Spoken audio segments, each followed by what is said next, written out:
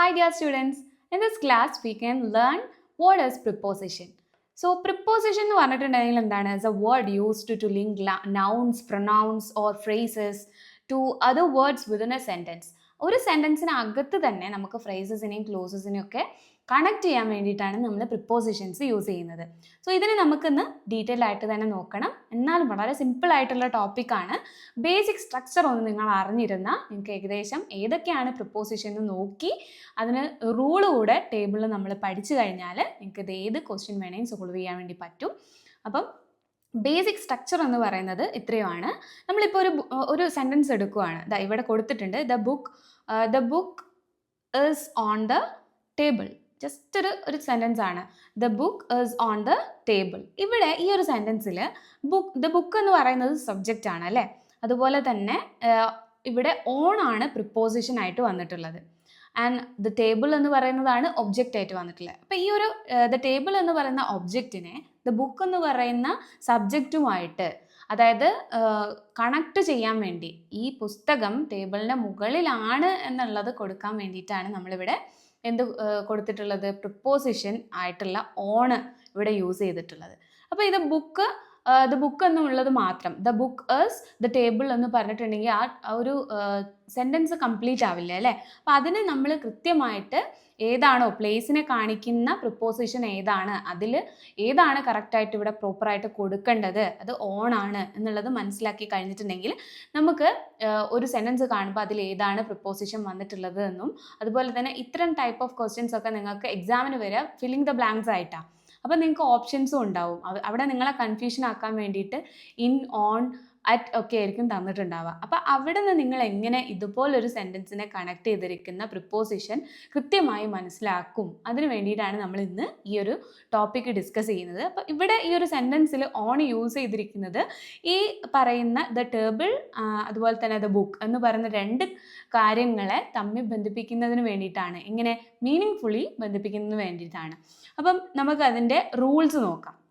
Just ഇത്രയും നിങ്ങൾ മനസ്സിലാക്കുക. ടൈം, അതുപോലെ തന്നെ പ്ലേസ്, ഡയറക്ഷൻ, മേനർ, ഏജൻസി, അതുപോലെ ഇൻസ്ട്രുമെൻറ്റ്, ഇത്രയും കാര്യങ്ങളെ വെച്ച് ഈ പ്രിപ്പോസിഷനെ നമുക്കൊന്ന് ഡിവൈഡ് ചെയ്യാം, കാറ്റഗറൈസ് ചെയ്യാം. അങ്ങനെ നോക്കുമ്പോൾ ടൈം വരുന്ന സമയത്ത് ഒരു ടൈം നമുക്ക് കാണിക്കാൻ, അത് മെൻഷൻ ചെയ്ത് പറയാനാണ് സെൻറ്റൻസ് ഉപയോഗിക്കുന്നതെങ്കിൽ വെൻ സംതിങ് ഹാപ്പൻസ്, എപ്പോഴാണ് അത് സംഭവിച്ചത് എന്ന് പറയുന്നതിന് വേണ്ടി നമ്മൾ യൂസ് ചെയ്യുന്ന പ്രിപ്പോസിഷൻസ് ഏതൊക്കെയാണ്? In, on, at, before, during. ഇത്രയും കാര്യങ്ങളാണ് നമ്മൾ ഈ ഒരു കാറ്റഗറിയിൽ ഉപയോഗിക്കുന്നത്. ഒരു എക്സാമ്പിൾ നോക്കിയാൽ we will meet at 5 PM എന്നുള്ള ഒരു സെൻറ്റൻസ് നോക്കാം. ഇതിൽ അറ്റ് എന്ന് പറയുന്ന ആ ഒരു പ്രിപ്പോസിഷൻ യൂസ് ചെയ്തിരിക്കുന്നത് ആ ടൈം കാണിക്കുന്നതിന് വേണ്ടിയിട്ടാണ് അല്ലേ. എത്ര മണിക്കാണ് നമുക്ക് കാണാൻ പറ്റുക?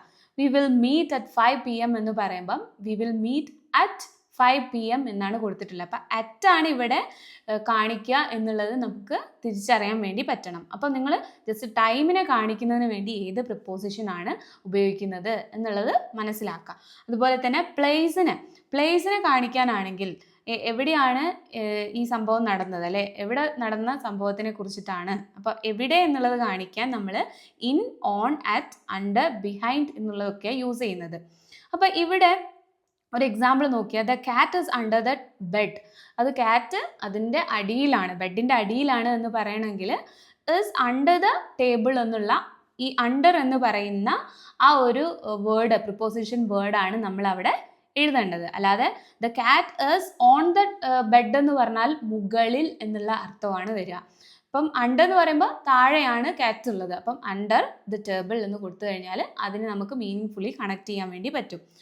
അതുപോലെ തന്നെ ഇപ്പോൾ നിങ്ങൾ ഇവിടെ ടൈമും പ്ലേസും ഉള്ളതിൽ സിമിലർ ആയിട്ട് കണ്ടിട്ടുണ്ടാവും. ഇൻ, ഓൺ, അറ്റ്, അതിൽ സിമിലർ ആയിട്ട് നിങ്ങൾ കാണുന്നുണ്ട്. അപ്പോൾ ടൈമും പ്ലേസും എഴുതുമ്പോൾ എപ്പോഴും സ്റ്റുഡൻസിന് ഒരു കൺഫ്യൂഷൻസ് വരാറുണ്ട്, ഇൻ ആണോ, ഓൺ ആണോ, അറ്റ് ആണോ എന്നുള്ളത്. അപ്പം അത് നമുക്ക് ക്ലിയർ ചെയ്യാൻ വേണ്ടിയിട്ട് ഒരു ഇൻ, ഓൺ, അറ്റ് ലോജിക്കിൻ്റെ ഒരു പിരമിഡ് റൂള് നമ്മൾ പഠിച്ചിരുന്നാൽ മതി. അതായത് നമ്മൾ ടൈം ആണെങ്കിൽ നിങ്ങൾ ഇത്ര മാത്രം അറിഞ്ഞിരിക്കുക.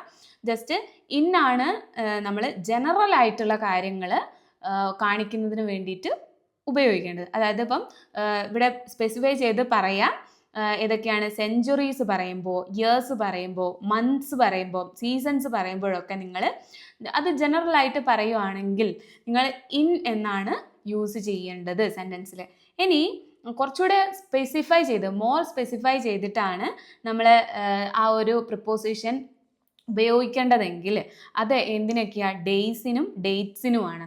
ഡേയ്സും ഡേറ്റ്സുമാണ് വരുന്നതെങ്കിൽ നമ്മൾ ഓൺ ആണ് പറയുക. ഓൺ മൺഡേ, ഓൺ ഒക്ടോബർ 5 ഇങ്ങനെയാണ് പറയുക.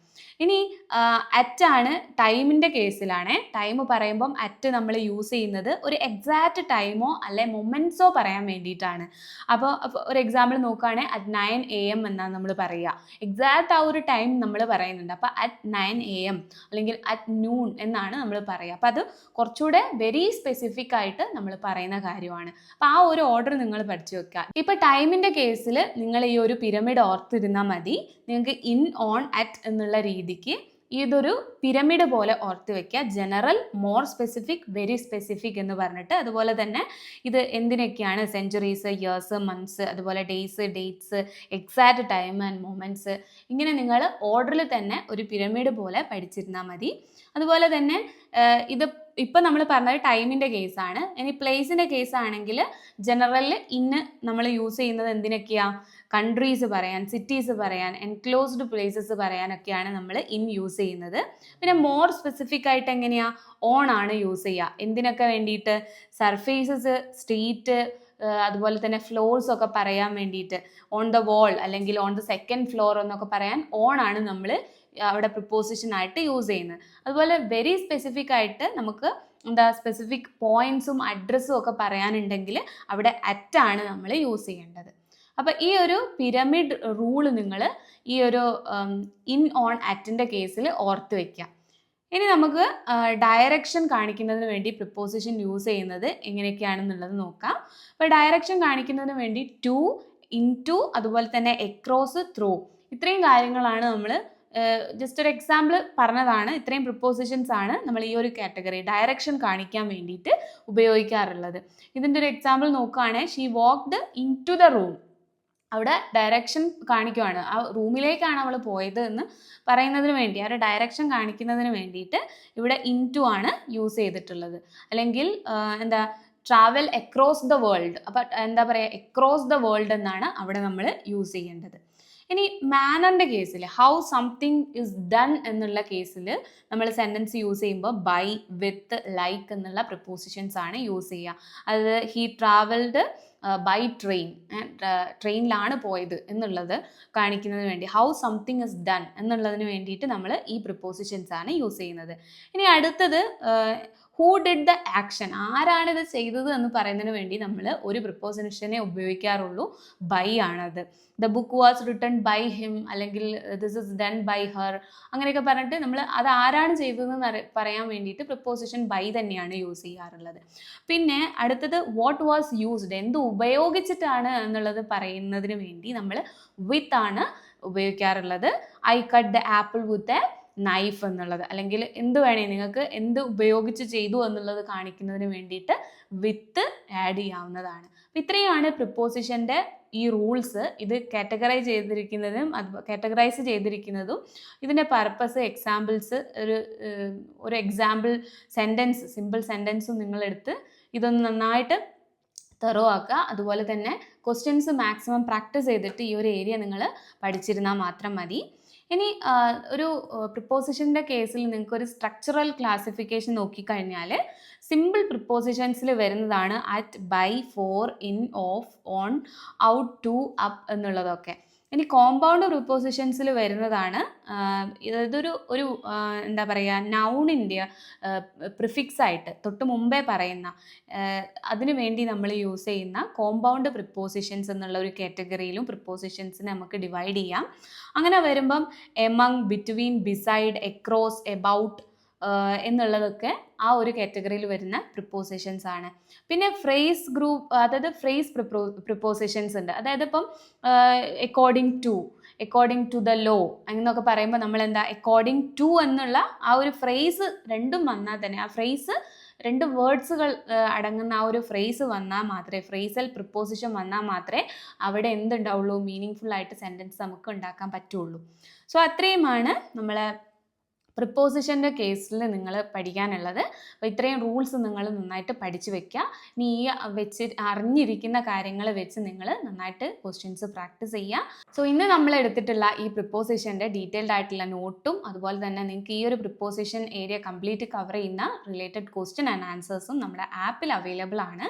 സോ നമ്മളെ ആപ്പ് ഇതുവരെ യൂസ് ചെയ്യാത്ത സ്റ്റുഡൻസ് ആണ് എന്നുണ്ടെങ്കിൽ ആപ്പിൻ്റെ ലിങ്ക് ഈ വീഡിയോയുടെ താഴെ ഡിസ്ക്രിപ്ഷൻ ബോക്സിൽ കൊടുത്തിട്ടുണ്ട്. ജസ്റ്റ് ആ ലിങ്കിൽ ക്ലിക്ക് ചെയ്തിട്ട് മാക്സിമം ക്വസ്റ്റ്യൻസ് പ്രാക്ടീസ് ചെയ്യുക, മാർക്ക് സ്കോർ ചെയ്യുക. പുതിയൊരു വീഡിയോ ആയിട്ട് കാണാം. താങ്ക്